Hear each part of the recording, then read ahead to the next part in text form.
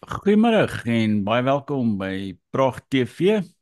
Vandag is ek weer bevoorreg om met my naamgenoot Dawie Rood, die ekonoom, my beroemde naamgenoot, te gesels oor hoe die ANC die SA ekonomie beduiwel het. Maar hy het 'n ander woord net nou gebruik.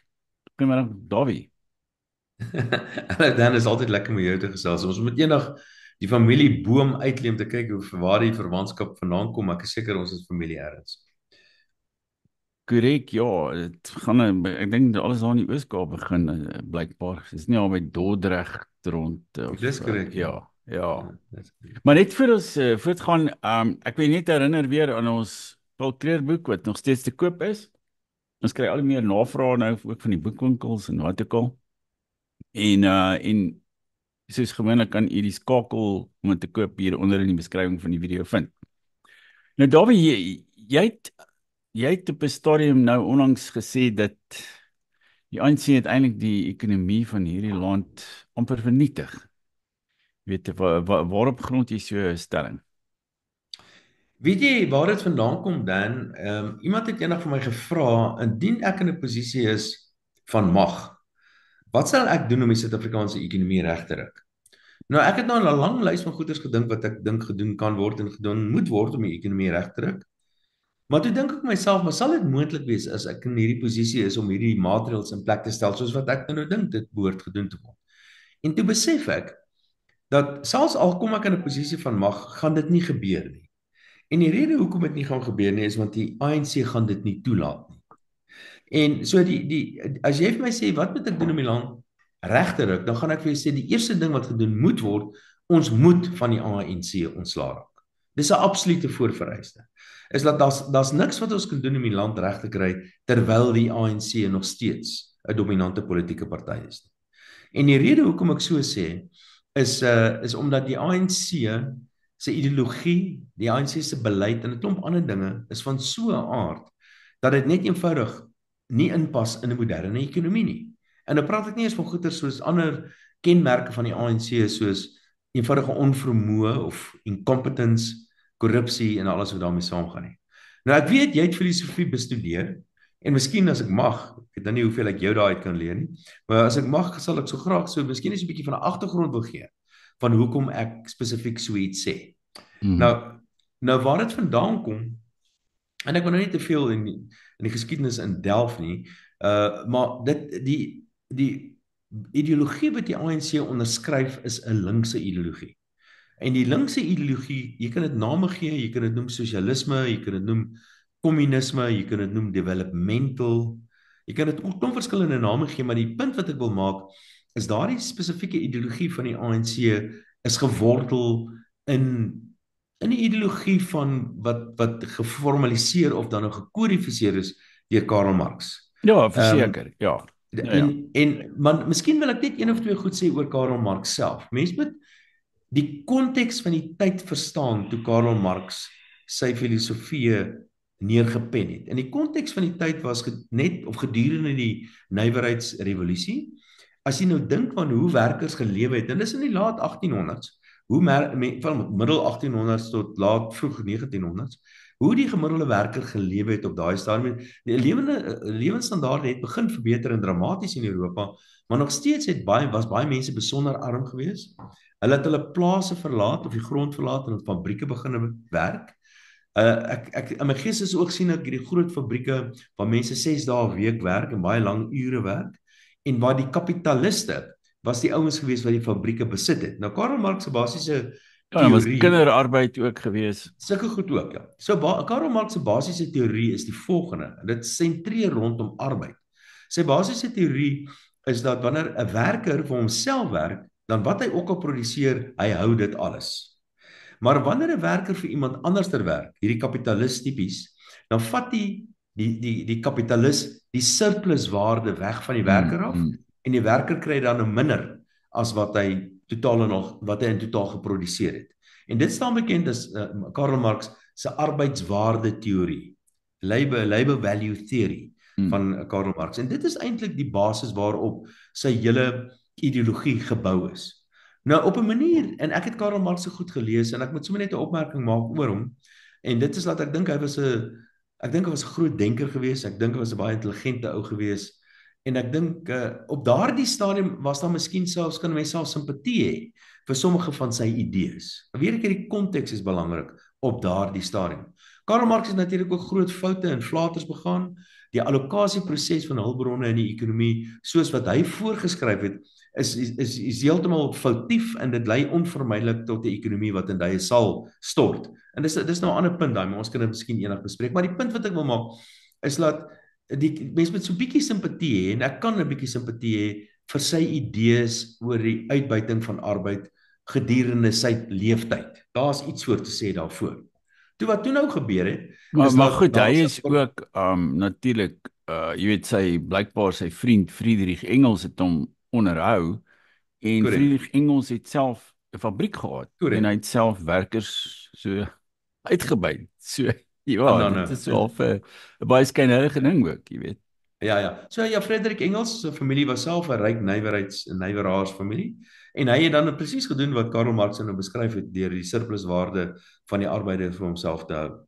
En Karl Marx het ook gesê dis nie iets wat standhoudend is nie, want op 'n stadium gaan die kapitaliste nou so ryk word dat die arbeiders in opstand gaan kom en dan gaan jy 'n revolusie kry. So dis 'n voortdurende revolusie. Dis wat hy beskryf het en die Ja, enigste manier en ook die ander punt is ook natuurlik dat daar is so jy weet aan die marxisme is daar natuurlik die idee van historiese determinisme of geskiedkundige voorafbepaling en dit beteken dat elke samelewing moet uiteindelik eindig by kommunisme. En hier in Suid-Afrika, as ek baie mense hoor praat oor die ANC en dit, jy weet oor 94 en so meer, dan was dit noodwendig dat die ANC moes aan bewind kom. Net so as wat dit noodwendig was dat alles by ja. kommunisme sou eindig. Nou ek is getroud met 'n Russiese girl en ek was baie altyd geïnteresseerd in kommunisme en ek was baie in Rusland gewees en so aan en ek het met hulle gepraat oor hoe hulle groot geword het en wat vir hulle vertel is en wat hulle geglo het.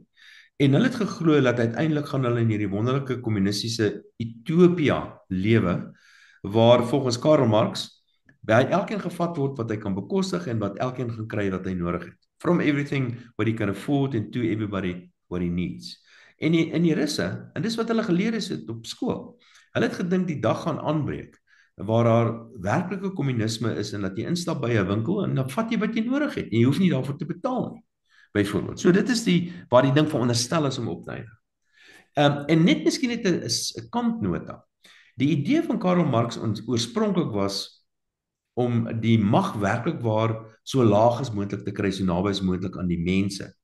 En die woord Sowjetunie beteken plaaslike owerheid of Sowjet beteken plaaslike owerheid. En dis waar die mag veronderstel is om te wees. Maar in die praktyk wat gebeur het, wanneer 'n sosialistiese kommunistiese regering in bewind kom, het hulle altyd die mag gesentraliseer.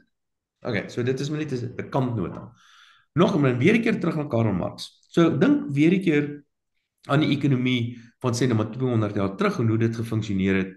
En dan weet ons dat ekonomie op daardie stadium gefunksioneer hoofsaaklik in die primêre en sekondêre ekonomie.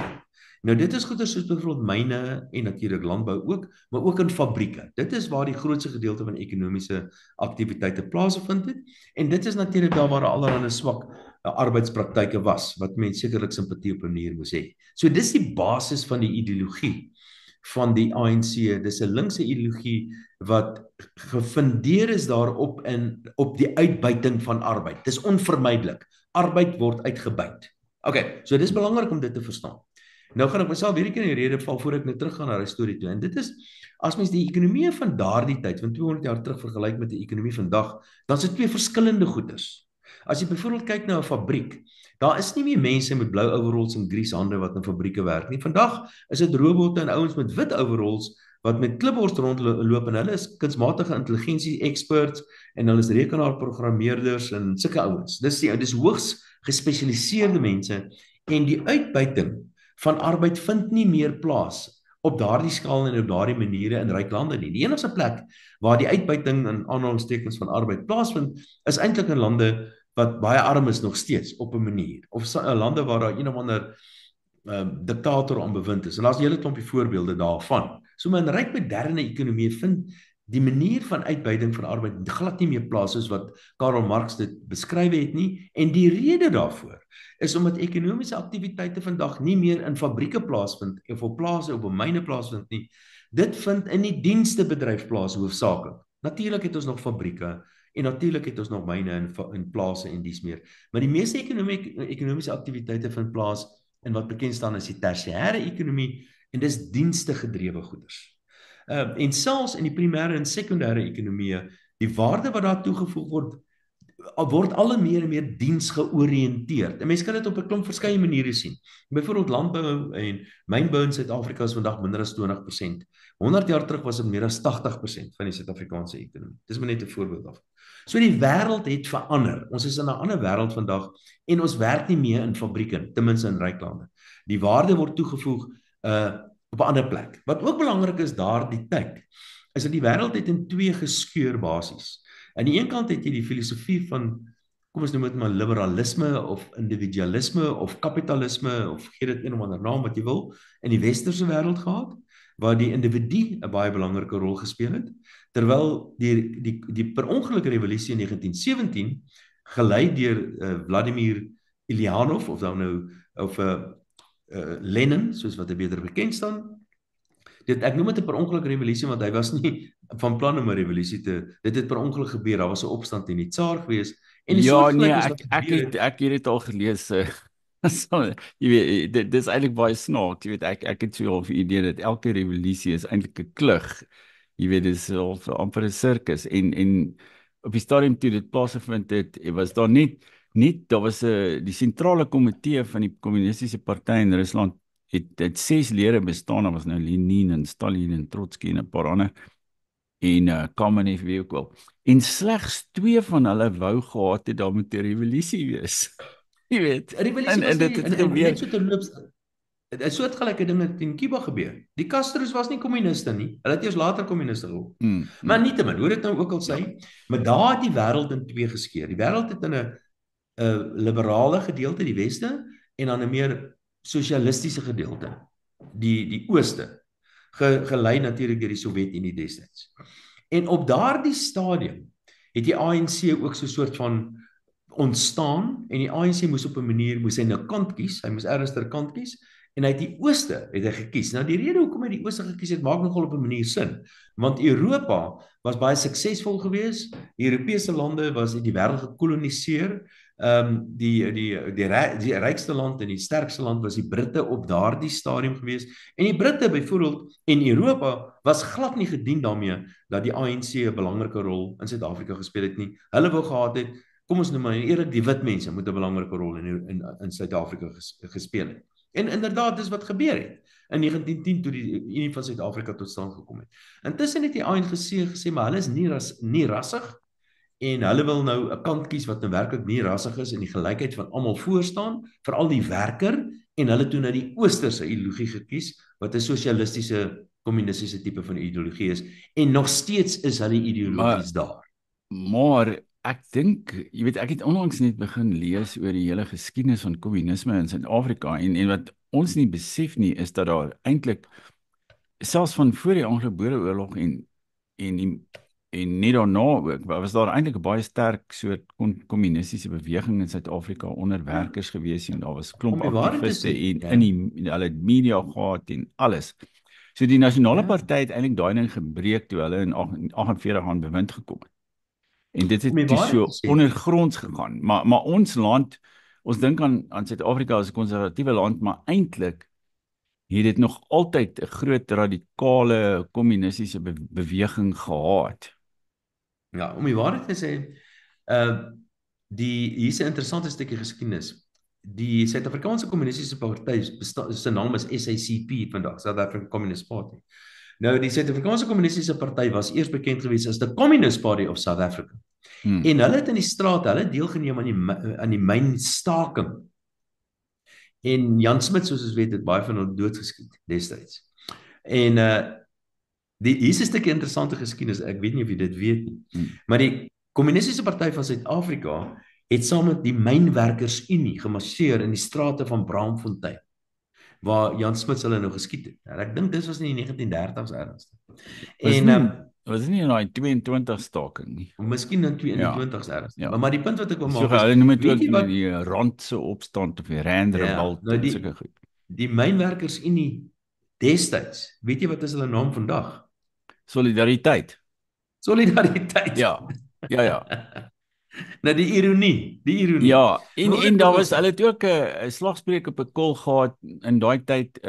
Kyk in die kommunistiese manifest van Marx en Engels staan daar mos heel aan die einde workers of the world unite. ja, Ja, jy weet for freedom of iets van die aard. En hulle het 'n banier gehad destyds workers of South Africa workers unite for a white South Africa. Ja, ja, workers of the world unite for a white South Africa, dis ja, korrek. Daar want was 'n slagspreuk hulle gewees. die swart arbeid het hulle as mededinging gesien vir die werkers Korrek. wat deur die kapitaliste gebruik is en hulle wou die blanke Ja. arbeid beskerm. So En dis eintlik het soort van werkersregering en daai goed nie van die nasionale party afgekom nie, dit het destyds eintlik van die linkses afgekom. ja, so dit wys jou dis die geskiedenis van die kommunistiese party. Dis natuurlik 'n stukkie geskiedenis wat hulle baie graag onder die mat wil invee. Maar hoe dit ook al sê. So die ideologie van die ANC is dan nou behoorlik gewortel en gesetel in hierdie arbeidsteorieë van Karl Marx. Nou mense kan dit ook vandag sien is dat die drie party alliansie vandag bestaan reeds uit die Suid-Afrikaanse Kommunistiese Party wat natuurlik die ideoloog is en ook COSATU wat die arbeidsbeweging veronderstel is om te wees in Suid-Afrika. So dis die drie party alliansie. Natuurlik voortvloeiend uit hierdie spesifieke ideologie van die ANC, is daar spesifieke beleidsdoelstellings gestel en hierdie beleidsdoelstellings pas presies in met die ideologie van die ANC. En van die beleidsvoorbeelde is byvoorbeeld onteiening. Dit pas presies in die ideologie waarin hulle glo. Die verskillende arbeidswetgewing wat ons het in Suid-Afrika. Selfs die nasionale gesondheidswetgewing. Selfs die Bella-wetgewing wat mag wil sentreer onder die minister van onderwys. Is alles voorbeelde wat voortvloei uit die ideologiese oortuiging van die ANC uit. Nou, as jou ideologie verkeerd is vir moderne ekonomie, dan onvermydelik gaan jou beleid wat daaruit voortvloei ook verkeerd is. So dis die tweede ding waarvoor die ANC staan, die beleid wat 'n spesifieke ideologie ondersteun wat weer 'n keer onvanpas is in 'n moderne ekonomie. Dan is daar 'n derde ding waarvoor die ANC ook staan en dit is cadre deployment of kaderontplooiing en daar's 'n ander woord daarvoor in baie gevalle en dit is net eenvoudig onvermoë of dan soos die Engelse sê, die Engelse woord is baie meer eksplisiet wat dit dan beteken, dit sê incompetence. Dis wat dit is. Want jy word aangestel om die party se belange te bevorder en nie om met hierdie werk aan doen. En dan die vierde ding waarvoor die ANC staan in baie gevalle is natuurlik korrupsie. So as jy die vier goeders bymekaar Ja, ek weet nie of jy nou gesien het van hierdie Maumela van die Tembisa Hospitaal skandaal.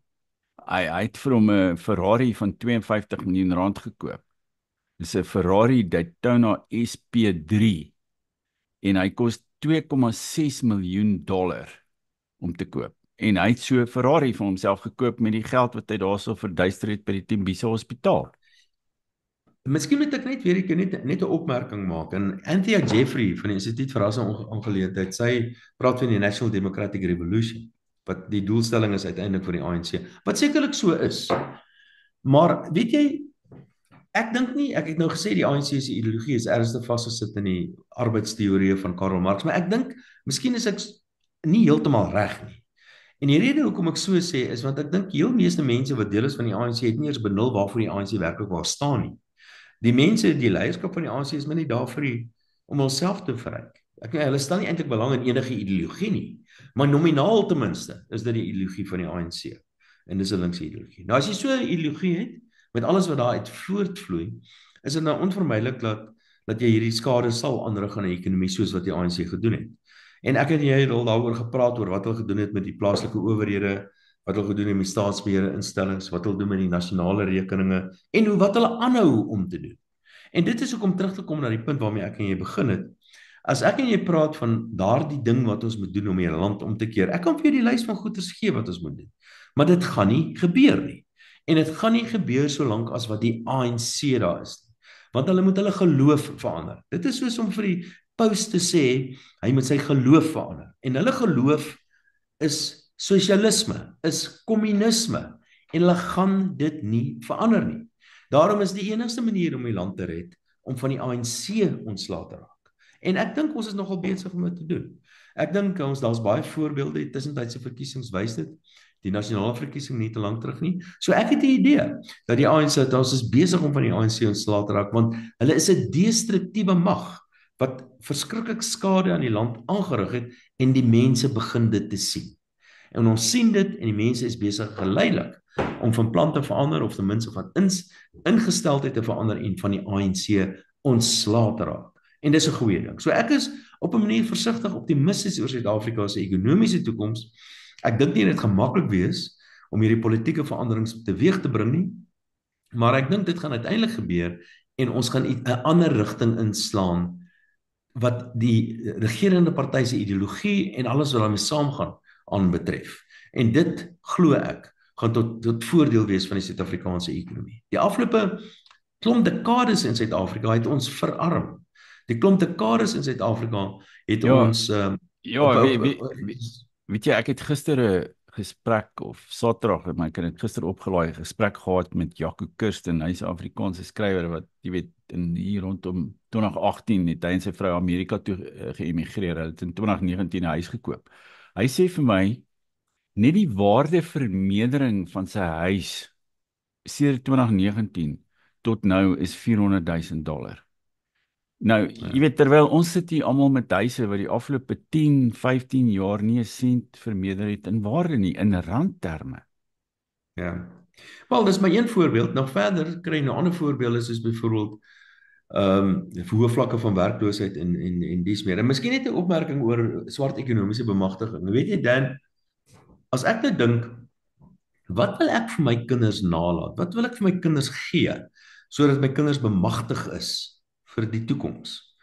Dan gaan ek goeders aan dink soos byvoorbeeld 'n stabiele huishouding. Ek gaan dink aan goeie kwaliteit kos, gee vir die kinders kos. Ek gaan dink goeie kos. Ek gaan dink daaraan aan emosionele sekerheid vir die kinders. Ek gaan daaraan dink aan beide ouers wat saam woon saam met die kinders in 'n huis. Goeie kwaliteit onderwys, vaardigheidsontwikkeling, 'n veilige omgewing, goeie gesondheidsdienste. Dis wat ek dink wat mense bemagtig. Natuurlik sal ek graag vir my kinders wil bates nalaat, finansiële bates of 'n besigheid en hulle help om hulle loopbaan 'n hupstoot te gee die dag as hulle wil kom werk. Maar die belangrikste is ek moet begin wanneer hulle babas is en vir hulle hierdie omgewing te skep wat goed is om kinders in groot te maak in 'n veilige omgewing met al die goed wat ek nou genoem het. Nou dis my idee van bemagtiging. Ek weet nie wat jou idee van bemagtiging is nie, maar dis my idee van bemagtiging. Nou as jy aanvaar dat dit is jou idee van bemagtiging en dan kan ons by dit toets wat het gebeur met swart ekonomiese bemagtiging in Suid-Afrika die laaste klompie jare. Dan kan ons die vraag vra, maar woon ons swart kinders, want dit is meestal swart kinders, woon ons swart kinders by beide hulle biologiese ouers in 'n huis? En die antwoord is nee. Meer as 70% van hulle bly nie by hulle biologiese paas nie. Baie van hulle is 'n huisgesinne word waar kind aan die hoof is van 'n huisgesin. Dis nog 'n ding, 30% van Suid-Afrika se swart kinders, meer as 30% van Suid-Afrika se swart kinders kry nie genoeg om te eet nie. Hulle stand dit. Hulle is gestand. Dit gaan 'n impak hê op hulle res van hulle lewens. Duisende kinders, swart kinders, gaan dood van die honger in Suid-Afrika. Die kwaliteit van Suid-Afrika se onderwys is nie net swak nie, dis soms die swakste in die wêreld.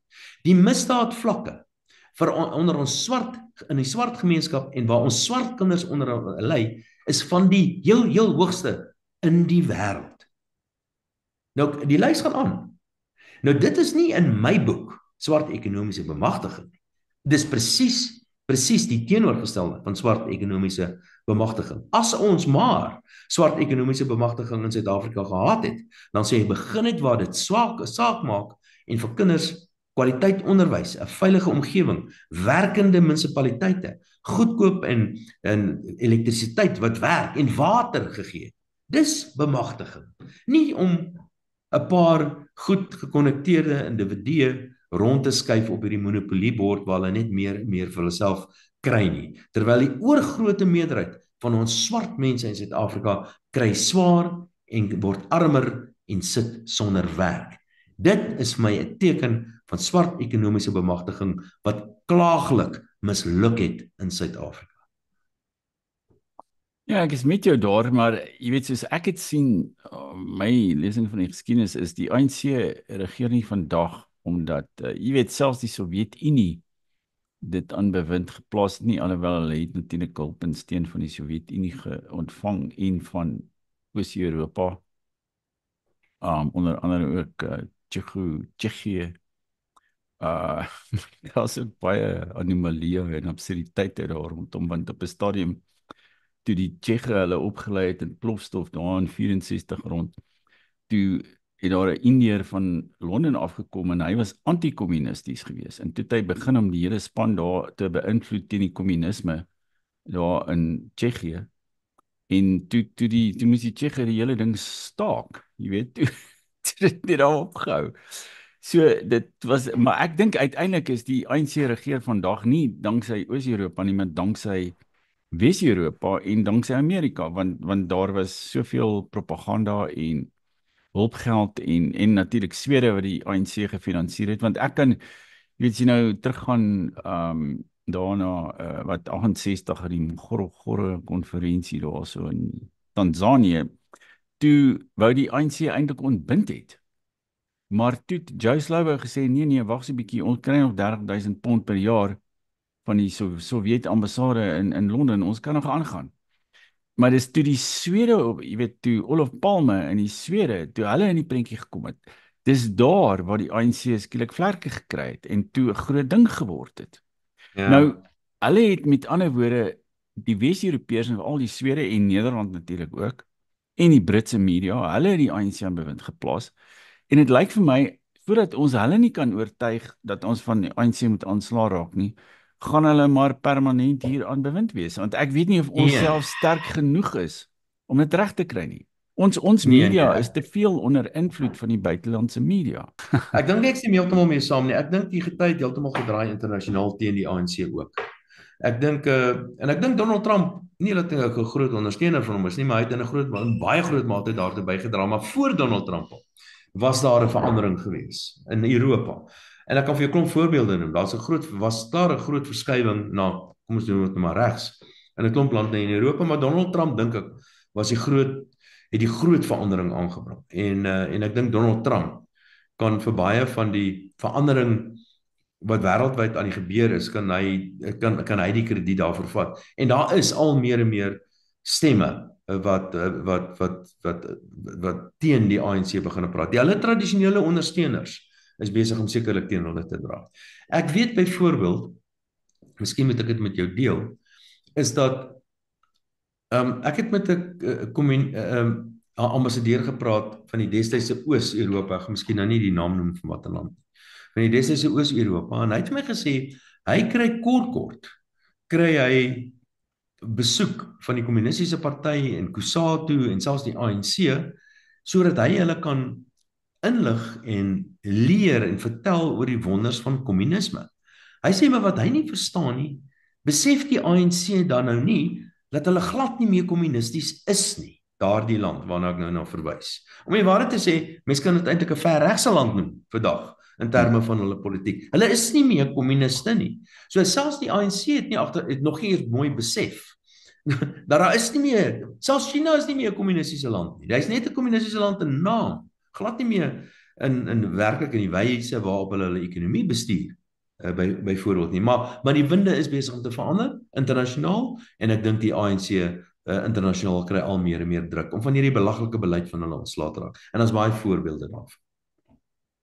Maar nogtans, jy weet ek weet nie of hulle dit net so in die openbaar stel nie, maar daar was nou, ek dink hierdie jaar nog was Ursula von der Leyen hier, jy weet sy was met daar in Kaapstad en ek dink is met die voorbereidende vergadering vir die G20 of iets van die aard. En sy het 'n pragtige toespraak daar gelewer waar sy die ANC geloof het en sy het gesê, jy weet ons waardes, dit is nou die waardes van die Europese Unie, die 28 lande en die van die Suid-Afrikaanse regering stem 100% ooreen. Ons Ek dink daai opmerking van haar het meer gegaan oor die halsbandjie as oor die hondjie. Ek dink dit is meer 'n standpunt wat sy ingeneem het, wat sy eintlik maar net wou gedoen het is om haar vingers 'n bietjie in Donald Trump se oog te druk. Ek dink dis eintlik meer die geval. Ek dink sy dis meer 'n anti-Trump opmerking daar gewees as 'n pro-ANC opmerking. So ek dink Europa wat besef dat sy invloed in Afrika besig is om te taan, probeer maar net van hierdie geleenthede gebruik te maak om dan Afrika weer 'n keer terug te kry aan sy kant. So ek dink dis meer 'n anti-Trump opmerking as enigiets anders. Maar nog so, jy weet ek sien ook daar's ek sien ook daar's 'n klomp linkse Britte wat bande met Suid-Afrika het, hoor. Jy weet, en dis eintlik mense wie se eie idees in hulle eie land in die Verenigde Koninkryk nie aanvaarbaar is nie. Maar dis hier aanvaarbaar. En hulle kry befondsing uit Suid-Afrika, hulle kry akademiese poste in Suid-Afrika. So jy weet daar's 'n groot invloed van linkse Europa, linkse Brittanje, waarskynlik ook linkse Europa in Suid-Afrika, want hulle sien hierdie revolusie van 94 as 'n sukses, van 94 as 'n suksesverhaal. Jy weet, ons het so half 'n bietjie die Kiba van die wêreld geword, of ja, jy weet, ons is nog Ja. steeds 'n soort sosialistiese of pad na 'n sosialisme of iets van die aard. En Nee, daarom ek wil hulle dit in stand hou. ja, daar is mag miskien individue wees, maar hulle is besig om al minder en minder te word. Ek het nou eendag het ek die geleentheid gehad om met 'n professor te praat wat 'n werklike bleeding heart kommunis is. En ek meen hy die twak wat hy kan kwytraak oor kommunisme wat sy en ek meen hy's 'n absolute kommunis. So daar is nog van hulle, maar ek dink dis 'n kleiner wordende minderheid. Hulle is besig om al minder en minder te word.